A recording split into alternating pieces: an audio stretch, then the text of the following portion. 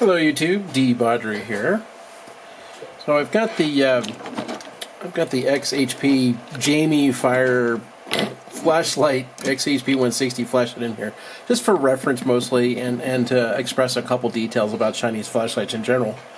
But otherwise, the next two videos I'm going to do is LED brightness tests with these four flashlights. So none of them are overdriven in any way. They're all, very factory LED voltages and wattages and so on and so forth. And so here is the Through Night T1, which has the XHP 50 in it. And here is the Through Night TC15, which has got an XHP 35 in it. And it's also got a nice reflector, so it does a decent job at throwing light. This is a Magnus Innovation flashlight. I bought two of these on Amazon, I think $40 a piece for them back in 2016. They have been really good flashlights. I wish Magnus was still around because I'd buy more of their lights, but probably I can find them used like on eBay or something, I suppose. But anyway, yeah, nice light, nice fit and finish on them. Like these Through Nights, everything, all the machining is smooth and it's very consistent. They feel good in your hands, things like that. Build quality is very nice. So yeah, you're definitely not just buying an LED when you buy a slightly more expensive light. You're buying better fit and finish. You're buying better electronics and so on. And now I'll talk about my two Chinese lights I've got here. So let me pull these out of the way, and I'll talk about them. So this Ultrafire flashlight, I bought it out of China in 2009, and conveniently it has a real live XML LED from 2009 in it. Probably can't really see down there, but yeah, that little bugger inside there is a legit XML LED, or XML LED from Cree. It's not a Chinese LED. But it has also not been exactly reliable. I bought two of these things at the same time, and both of them have had their glitches. So let me talk about those a little bit, and this is pretty common for Chinese lights. So the first thing is the tail cap. So there's a little retaining ring that holds a springboard to the switch. Inside here is, well, not anymore because I sanded it all out, but inside the tail cap was anno all the way around inside there, except for one little spot, and the spring that's on the side of the switch here. So that's what makes contact to the tail cap to send current up through the outside shell to the LED, right, or the board, which is up inside here, then to the LED.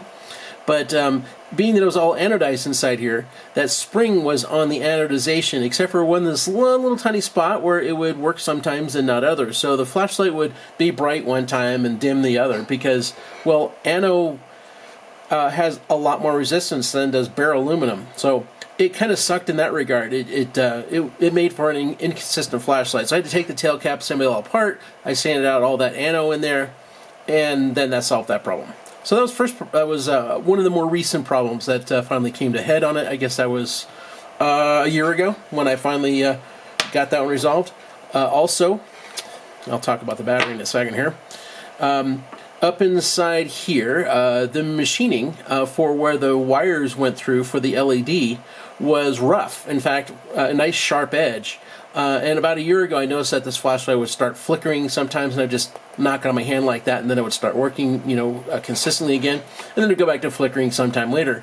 Well, one of that hole that the wires went through had a nice sharp edge on it, and it had slowly worn through the two wires going up to the LED, and so it was creating this kind of like intermittent arcing or shorting to the LED, which was causing the light to flicker. Anyway, so I had to take the head assembly all apart, start looking things over, saw this nice little cut in one of the LED wires, saw the nice sharp spot that was cutting the wire, cleaned all that stuff up, put in new wires, so on and so forth, and now this flashlight's working again. And that's pretty common for Chinese lights, is that they might work fine when they're brand new, but give it a little while, and they're not going to be so good anymore, because they're going to need some work on them, because, corners were cut.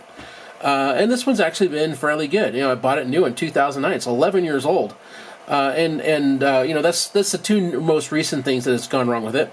And then it's had other issues too, like for example the tail switch inside here. That's not the original tail switch. I had to replace that one within like 6 months.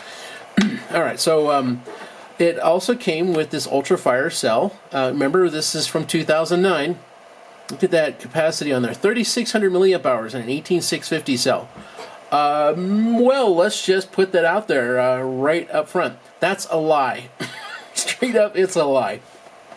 No way, because even modern 18650 cells don't make 3,600 milliamp hours worth of capacity. So in 2009, yeah, definitely didn't. Yeah, somebody's blowing smoke out their ass. I don't really know what the capacity of the cell is, but I'll bet if I checked it, it's probably something more like, say, I don't know, maybe 2,600 if you're lucky, and probably more like 2,000 more realistically at best. Anyway, yeah, it's kind of legit Cree XML in it from 2009, so you'll see that guy and how bright it is in a little bit. Alright, the last thing I want to show is kind of fit and finish sort of stuff, and I talked about a little bit on here. So these little flutes in the front here, they're not evenly spaced. You know, this flashlight feels fairly okay in your hand.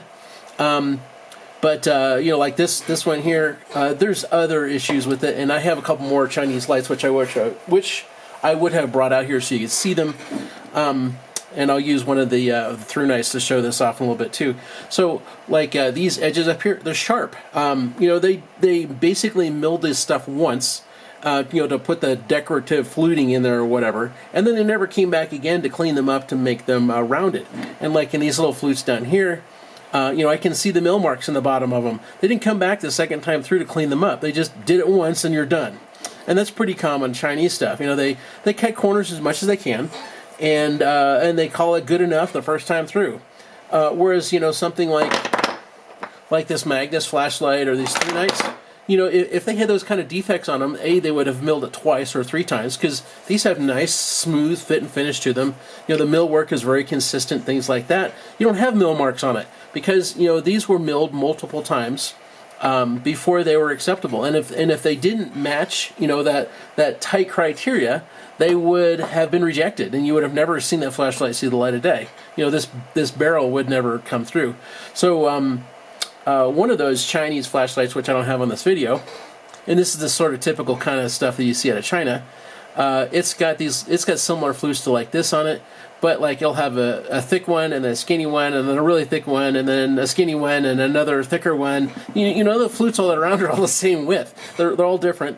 And then the other one I have, all the flutes are the same size and they all seem to be pretty close to evenly spaced, but then there's one flute that's like double wide. And you can see the mill marks on bottom of both of them. So, you know, whoever put that piece of metal when they were machining it in the machine, you know, they got their spacing wrong, and they went whoopsie, and so now it's got this double wide flute in it. But that's China. You know, they don't care about, you know, doing things really well. It's basically, you know, barely good enough kind of a mentality. Whereas, you know, for something Western built, it would have been rejected for that, and that one would have gone to the scrap bin. Whereas in China, yeah, just ship it. It's good enough. And this flashlight's no different. There's lots of little corners cut in it. You know, these are all kind of sharp. These have mill marks on them. You know, the edges are sharp. All this stuff up here, the edges are sharp, because they just do it quick in one time and they're done. So anyway, yeah, a lot of times China stuff has got build quality issues, and reliability will suffer. I can't say when this will fail or when the other XHP 160 flashlight will fail, but I'm pretty sure, because I've had one of them apart and I know that there's sharp edges that wires touch and things like that. Eventually this flashlight is going to have issues. It might be good right now, it might work right now, but give it a little while. Something's going to go wrong, pretty sure. Whereas like these through knights or, you know, this Magnus, they'll probably never give me any trouble, and the reason why is because, you know, attention to detail, not scrimping on corners and stuff. And they'll probably, like, this was 4 years old and it looks exactly like it did when it was brand new. Whereas, you know, this flashlight, the anode all turned brown on it. It's worn off. It looks like crap. The other one of these things, and I could grab it, it's just on my scooter over my shoulder. It looks exactly like this one. This one has spent its entire life inside, and the other one has spent its entire life attached to a scooter. And both of them look exactly like this. The anode has not faded, it's not worn off, anything. It still looks, you know, virtually brand new, minus a little bit of dust in them. And probably these through knights will do the same thing. They will look just as good, you know, 4 years old like this one is, as they do right now, brand new. Well, anyway, that's pretty much all I wanted to show, is I wanted to demonstrate, or just, you know, rather not demonstrate, but rather introduce these 4 flashlights, because in the brightness test that I'll do here in a minute, it will be for those 4 flashlights. So